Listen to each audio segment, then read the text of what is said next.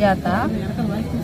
గుంజి శ్రీనివాస్ అనే వ్యక్తి నాకు హైకోర్టులో జాబ్ ఇప్పిస్తానని 9 lakhs తీసుకున్నారు.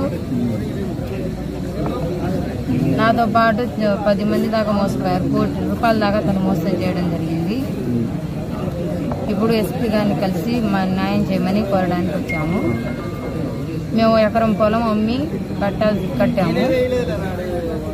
అప్పుడే జాబ్ వచ్చేసింది, ఆటో కాప్ వచ్చేసింది, చివరికి మీరే కోల్పోతారు అని చెప్పి మమ్మల్ని ఇంటికి వచ్చి మా దగ్గర కూర్చొని మరి మమ్మల్ని నచ్చ చెప్పి మా దగ్గర డబ్బులు తీసుకోవడం జరిగింది.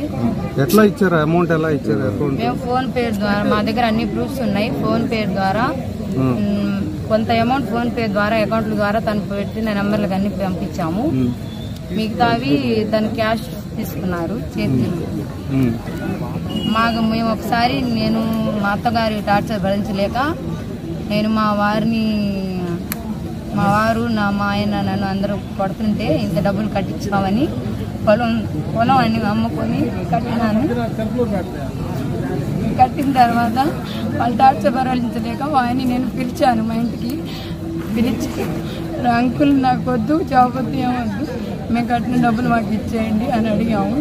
అప్పటికి తను స్పందించగా మా ఇంటికి ఒకసారి వచ్చారు. తన కొడుకు కూడా కట్టాము అది ఇది అని అన్నారు.